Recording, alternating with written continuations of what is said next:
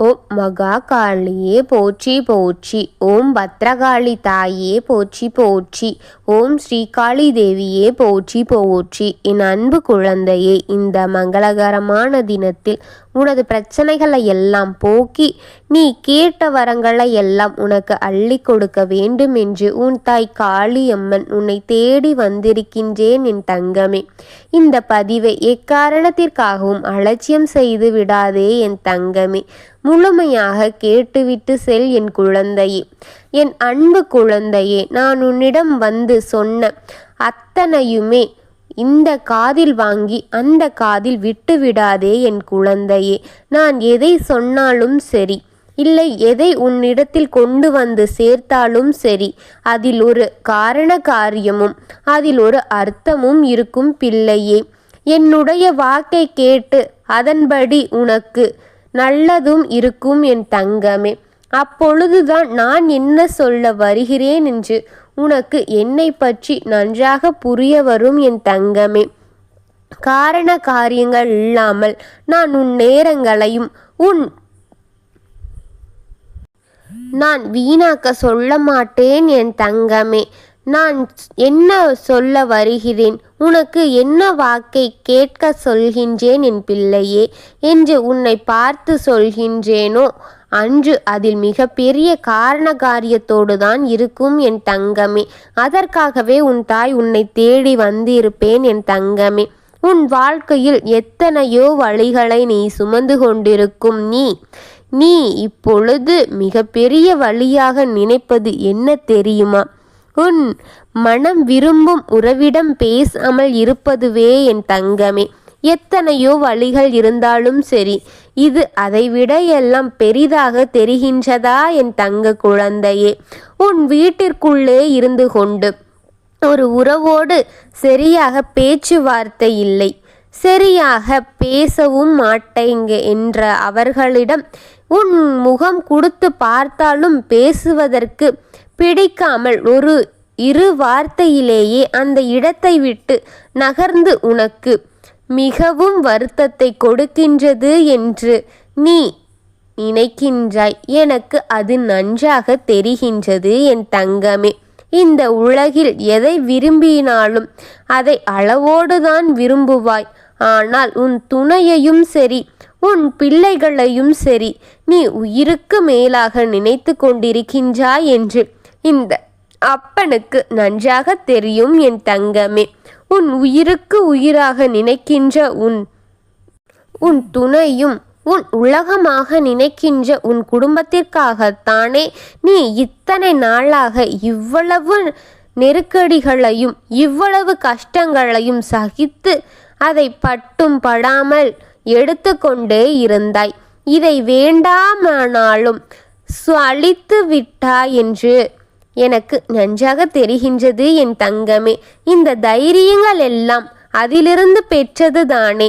அப்படி இருக்கும் பொழுது இந்த நேரத்தில் உன் உயிருக்கு உயிரான உறவை உலகத்தை விட்டு போகின்றார் என்று நான் சொல்ல வந்தேன் என் தங்கமே. என்ற காரணத்தை என்ன காரணம் என்று நீ சரியாக புரிந்து கொள் என் குழந்தையே.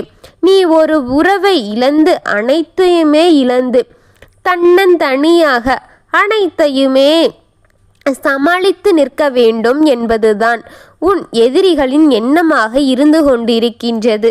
அதனால் அவன் நினைப்பது போல தான் இப்பொழுது உனக்கு நடந்து கொண்டிருக்கின்றது என் பிள்ளையே. உன் பேச்சுகளை மதிக்க இல்லை, உனது வார்த்தைகளையும் மதிப்பதில்லை. உன் துணை சரியாக உன்னிடம் உறவும் பேச்சும் வைத்து கொள்வதே இல்லை. ஒரு சில வார்த்தைகளிலேயே உன்னை அவமதித்துவிட்டு சென்று விடுகின்றாய்.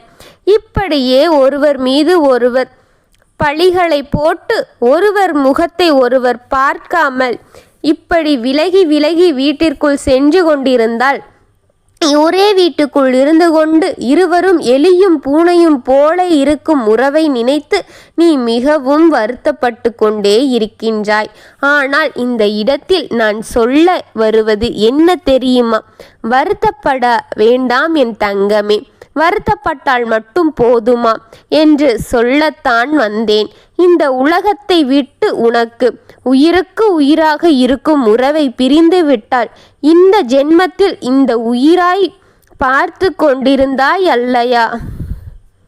இப்பொழுது விட்டுவிட்டாய் என்றால் வேறு எந்த ஜென்மத்தில் நீ அவரை பார்க்க போகின்றாய் தங்கமே? அந்த உயிரை இழக்கவிட்டால் மீண்டும் கண்களால் பார்க்க முடியுமா என்று நினைத்து பார் என் தங்கமே. இதையெல்லாம் யோசித்து நீ சற்று கவனத்தோடு இருக்கலாம் அல்லவா என் குழந்தையே? போதும் போதும், இந்த பகை வெறுப்பு எதற்கு என் தங்கமே? நான் சொல்வதை நிம்மதியாக நிதானமாக கேட்டு புரிந்துகொள் என் பிள்ளையே. யாருக்கோ எந்த நேரத்திலேயோ இழப்பு வருவது என்பதை சொல்ல முடியாது. இதுபோல காலகட்டம் இருக்கும் பொழுது இந்த நேரத்தில் ஒருவருக்கொருவர் ஆதரவாக இருந்து கொள்ளலாமே. ஆதரவாக இருந்து விடுங்கள் என் தங்கமே. வாழ்வது என்பது ஒருவருக்கொருவர் விட்டு கொடுத்து வாழ்வது என்பது எவ்வளவு சுகமாக இருக்கும். நான் வெளியே சென்று விட்டு கொடு என்று சொல்லவில்லையே. வெளியே இருக்கும் நபரிடம் சென்று நீ தோர்த்து போ என்றும் நான் உன்னிடம் சொல்லவில்லையே. உன் வீட்டில் இருக்கும் உன் பிள்ளைக்கும் உன் துணைக்கும் அந்த இருவருக்காக மட்டும் நீ அவர்களுக்காக தோத்து போனால் என்ன தங்கம் என் குழந்தையே? நீ குறைந்து போகின்றாய். மற்ற யாரோ என்னமோ நினைத்து விட்டு போறார்கள். ஆனால் இறுதியில் இவர்கள்தானே நீ உன்னை காக்கவும் உனக்காக இருக்கவும் போகின்றார்கள். அவர்களுக்காக நீ சற்று விட்டு கொடுத்து போனால் என்ன என் குழந்தையே? யாராரோ என்னென்னமோ செய்கிறார்கள், அதையா நான் உன்னை செய்ய சொல்கிறேன்? நீ சற்று விட்டு கொடுத்து போனால் குடும்பம் சுமூகமான நிலையை அடையும் என் தங்கமே. மற்ற யாரிடமோ தோர்த்து போக வேண்டிய அவசியம் கிடையாது. விட்டு கொடுத்தால் உன் வாழ்க்கையில் கெட்டியாகும் என் தங்கமே. தாழ்ந்த இடத்தில்தான் தண்ணீர் தங்கும் என்பதை புரிந்துகொள் என் குழந்தையே. உறவு என்பது ஒரு முறையாவது இந்த உறவு உனக்கு இந்த ஜென்மத்தில் கிடைப்பது. இன்று நாளையோ மறுநாளோ யாருக்காக இருந்தாலும் சரி, மரணம் என்பது பொதுவானது என் தங்கமே. யாரை எப்பொழுது அது அழைத்து செல்லும் என்று யாராலும் கணித்து விட முடியாது. அவரை உனக்கு கிடைக்க வைத்த இந்த உறவு வெறுப்பு, சந்தோஷம் இவையெல்லாம் நீக்கிவிட்டு உன் முகத்தில் இருக்கின்ற புன்னகையுடன் உங்கள் இருவரும் மனம் பிரியாமல் மகிழ்ச்சியாக இருப்பதே இந்த தாயின் என் பிள்ளையே. உன் பிள்ளைகள் மனம் விட்டு பேசு. உன் பிள்ளைகளிடம் சென்று மனம் விட்டு பேசு என் குழந்தையே. உன் துணையிடம் சென்று மனம் விட்டு பேசு. இறங்கி போனால் தவறு கிடையாது என் பிள்ளையே. சர்வமாக வைத்துக்கொள். பிறர் எதிர்பார்ப்பதை நடத்தி விடாதே. வாழ்க்கையை கெட்டியாக பிடித்துக்கொள் என் குழந்தையே. யாருடைய அதை அலட்சியமாக படுத்தி விடாதே என்று கூறவே உன் தாய் உன்னை தேடி வந்திருக்கின்றேன். நான் எதற்கு இப்படியெல்லாம் சொன்னேன் என்று நீ சற்று யோசித்து பார் என் தங்கமே. யாருக்கோ இப்படி கொடுத்து விடாதே. உன் வாழ்க்கையை கெட்டியாக பிடித்து வைத்துக்கொள். உனக்காக இருப்பது இந்த ஒரு வாழ்க்கையே. அதை நீ கெட்டியாக பிடித்து மகிழ்ச்சியோடு வாழ் என் தங்கமே. எல்லோருக்குமே இருக்கின்றது ஒரு வாழ்க்கைதான். அதையும் வெறுப்பு, சோகம், எதிர்ப்பு போன்ற தீய எண்ணங்கள் இது போன்ற வகையிலேயே செலுத்தாமல் இன்பம், சந்தோஷம் இவை போன்று மகிழ்ச்சியாக வாழ் என் தங்கமே. உனக்காக இருக்கின்ற உன் துணையையும் உன் பிள்ளைகளையும் சந்தோஷமாக பார்த்து கொள்வது உன் கடமைதானே என் குழந்தையே. அதை விட்டு அவரிடமே கொண்டு எதிர்ப்பை கொண்டு காட்டிக்கொண்டு ஒரு வீட்டிற்குள் எலியும் பூனையுமாக சண்டையிட்டு கொண்டிருந்தால் நன்றாகவா இருக்கும் என் குழந்தையே? இருவருக்கும் இருக்கின்ற ஒரு வாழ்க்கையை மகிழ்ச்சியாகவும் சந்தோஷமாக வாழ கற்றுக்கொள் என் குழந்தையே. உனக்காக உன் துணை எவ்வளவு விட்டு கொடுத்தும் உன்னை அனுசரிச்சும் போய்க் கொண்டிருக்கின்றாய் என்பதை ஒரு நாள் உணர்ந்து பார். உனக்கே புரியும். நான் சொல்வது அத்தனையும் ஒன்றும் உன்னை மட்டும் தாழ்ந்துவிடு என்று சொல்லவில்லை. அவர் உனக்காக செய்த தியாகங்கள் நிறையாக இருக்கின்றது என் குழந்தையே. அதையெல்லாம் உன் தாய் கண்ணெதிரிலே உனக்காக பார்த்திருக்கின்றேன். விட்டு கொடுத்து போனால் யாரும் கெட்டு போய் விடமாட்டார்கள் என் தங்கமே. விட்டு கொடுத்து போனால் பதிலாக வாழ்க்கை கெட்டியாக மாறிவிடும் என் குழந்தையே. அவர் மீது இருக்கின்ற அன்பு இன்னும் பெருகுமோ தவிர குறைந்து விடாது என் தங்கமே. என்னை இவ்வளவு நேசிக்கிறாரா என்று அவர் தெரியும் பொழுது எனக்காக இவ்வளவு சலித்து கொண்டிருக்கின்றாரே, இந்த உறவை நான் கெட்டியாக பிடித்து கொள்ள வேண்டும் என்று உனக்கு அந்த புறம் இருக்கும் உறவுக்கும் புரிந்துவிடும் என் குழந்தையே. உன் உறவு உன்னை நேசிக்க வேண்டும் என்றால் நீ அவரை அவருக்கு மேலாக நேசிக்க வேண்டும். அப்பொழுது இருவரின் உறவும் பலப்பட்டு கொண்டே போகும்.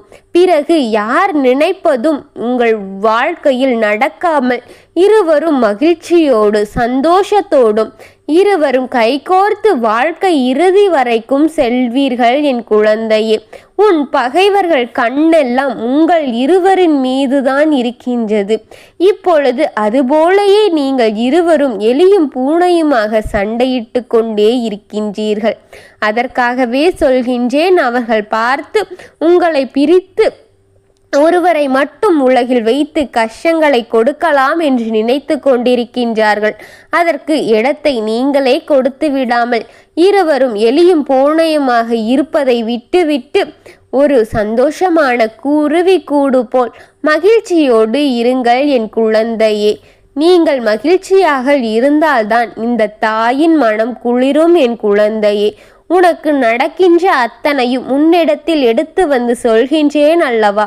எனக்காக இதை கேட்டு அமைதியாகவும் பொறுமையாகவும் நிதானத்தோடும் வாழ்க்கையை வாழ கற்றுக்கொள் என் குழந்தையே. நான் உங்களுக்கு துணையாக இருப்பேன். என்னுடைய அன்பும் ஆசீர்வாதமும் உங்களுக்கு என்றென்றும் இருக்கும் என் குழந்தைகளே. உங்களுக்கு நான் இருக்கின்றேன். நல்லதே நடக்கும். ஓம் காளி தேவியே போற்றி போற்றி. ஓம் மகா காளியே போற்றி போற்றி. ஓம் பத்ரகாளி தாயே போற்றி போற்றி. வாழ்க வளமுடன்.